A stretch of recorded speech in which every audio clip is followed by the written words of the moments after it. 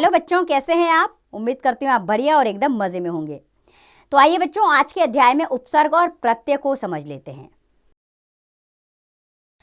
तो बच्चों, भाषा शब्दों के द्वारा ही आकार ग्रहण करती है।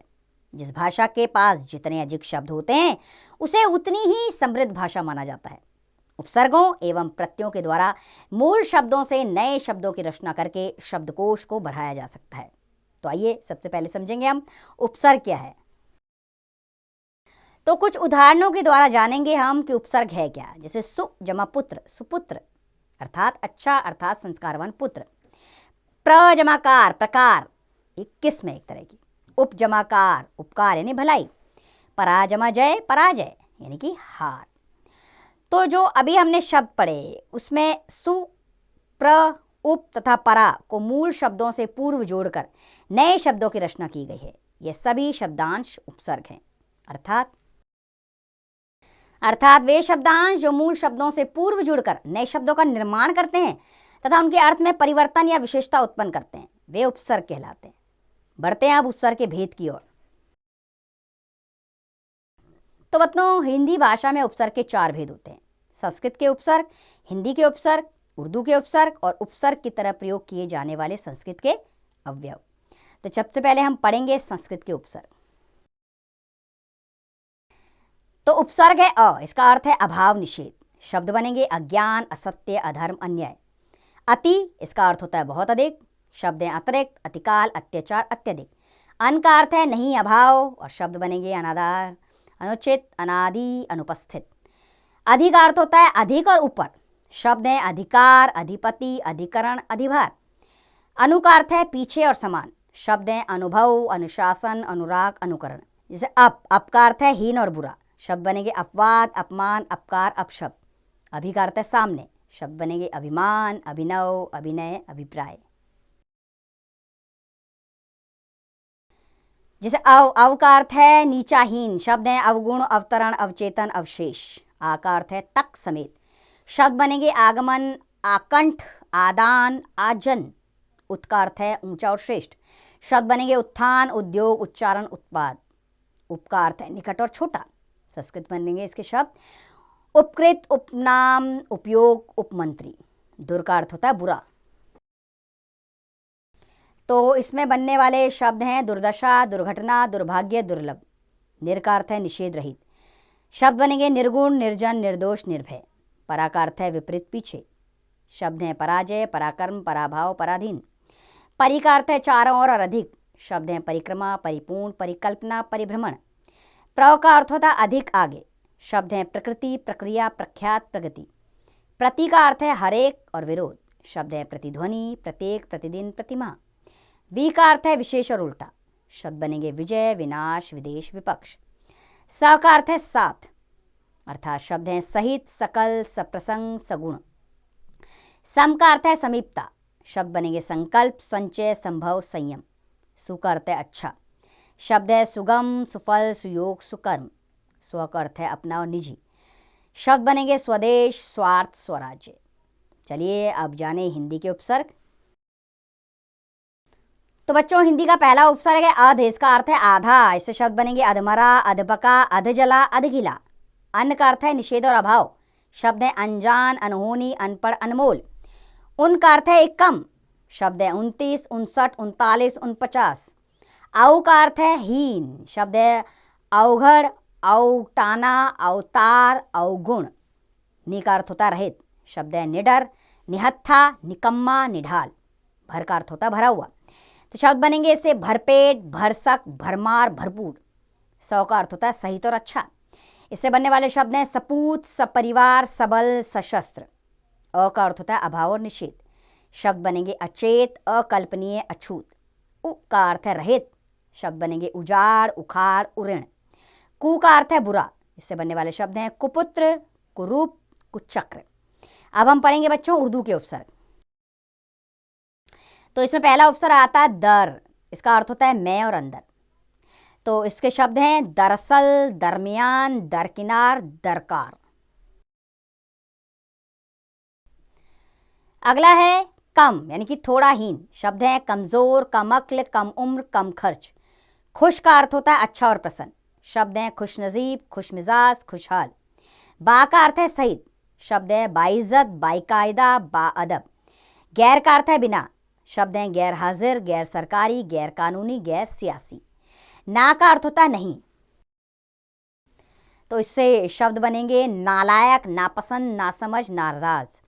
हर का अर्थ होता है प्रति, शब्द हैं हर पल, हर दम, हर साल, हर जगह। बद का अर्थ है बुरा, यानी कि बदनाम, बदसूरत, बदबू, बदकिस्मत। बे का अर्थ होता है बिना, यानी बेवजह, बेदाग, बेगुनाह, बेखबर। ला का अर्थ होता है बिना, लावारिस, लाजवाब, लाइलाज, लापता। हम का अर्थ है साथ, तो इसके शब्द बनेंगे हम सफ़र, हमजोली, हमराज, हम वतन।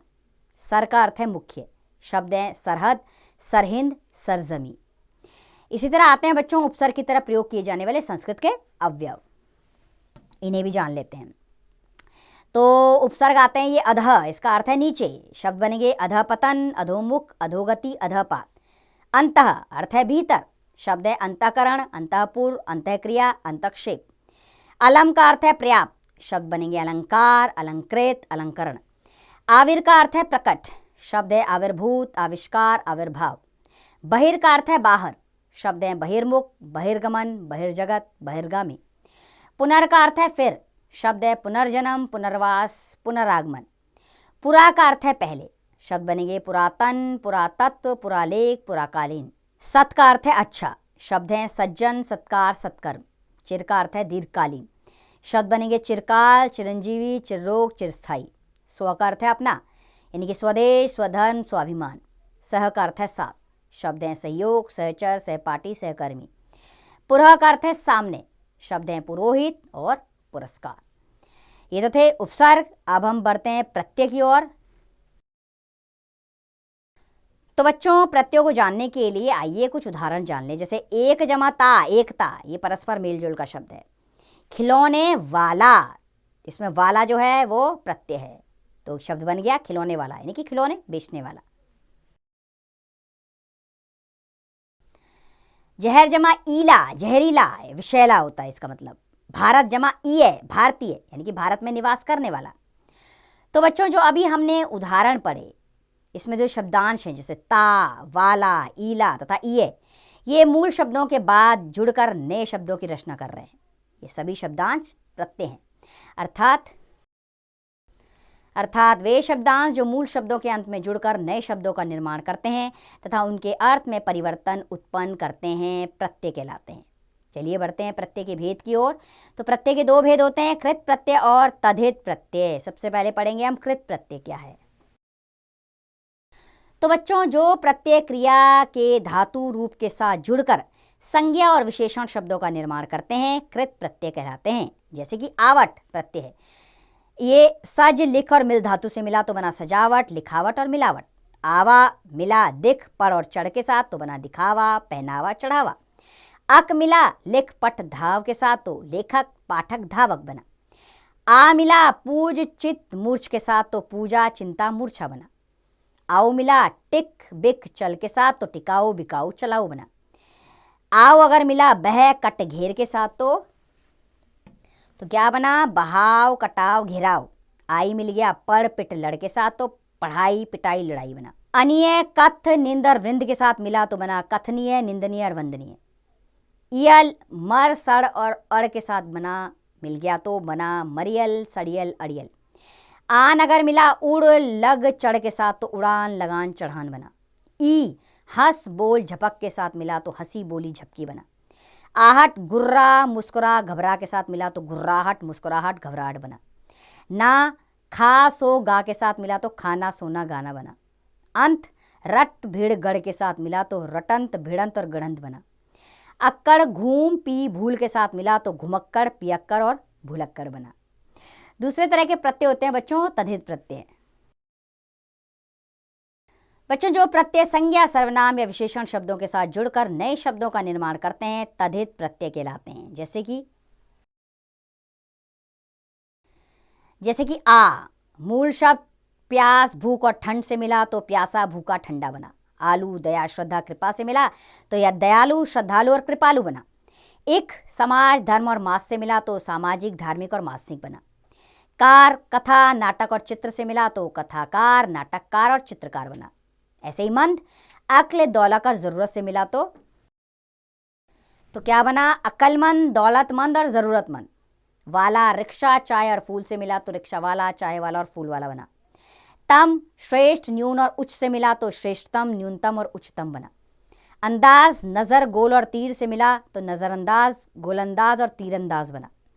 वान गुण, बल, दया से मिला तो गुणवान, बलवान, दयावान बना। ता मधुर, लघु, महान से मिला तो मधुरता, लघुता, महानता बना। आनी जेठ, सेठ, देवर से मिला तो जेठानी, सेठानी, देवरानी बना। ई अमीर, कंजूस, गरीब से मिला तो अमीरी, कंजूसी, गरीबी बना। गर जादू, सौदार, बाजी से मिला तो जादूगर, सौदागर और बाजीगर बन गया। तो चलिए बच्चे, अब ये जान लेते हैं कि उपसर्ग तथा प्रत्यय जब एक साथ प्रयोग किए जाते हैं तो कैसे होता है वो। जैसे अ उपसर्ग है, धर्म मूल शब्द, एक प्रत्यय तो बना अधार्मिक। अप मान जमा इत मिला तो अपमानित बना। अनुकरण जमा ये मिला तो अनुकरणीय बना। अभी जमा मान जमा ई मिला तो अभिमान बना। उप जमा कार जमा क बना तो उपकारक बना। प्रा जमा देश जमा एक बना तो प्रादेशिक बना। परि जमा पूर्ण जमा ता परिपूर्णता बना। बे जमा ईमान जमा ई मिला तो बेईमान बन गया। तो आइए बच्चों, आपके अभ्यास के लिए इस अध्याय को एक बार दोहरा लेते हैं। तो बच्चों, उपसर्ग एवं प्रत्यय के द्वारा मूल शब्दों के नए शब्दों की रचना की जाती है। उपसर्ग मूल शब्दों से पूर्व जुड़कर नए शब्दों का निर्माण करते हैं तथा उनके अर्थ में परिवर्तन या विशेषता उत्पन्न करते हैं। प्रत्यय मूल शब्दों के अंत में जुड़कर नए शब्दों का निर्माण करते हैं तथा उनके अर्थ में परिवर्तन उत्पन्न करते हैं। मुझे पूरी उम्मीद है उपसर्ग और प्रत्यय आपको अच्छे से समझ में आए होंगे। हमने यहाँ पर कितने सारे शब्दों को मूल शब्दों के साथ जोड़ा, प्रत्यय और उपसर्ग से नए शब्दों का निर्माण सीखा। आप भी इस तरह नए नए शब्दों का निर्माण अपने रोजमर्रा के जीवन में करिए और इनका उपयोग कीजिए। अब इसका अभ्यास करें आप स्वयं कीजिए।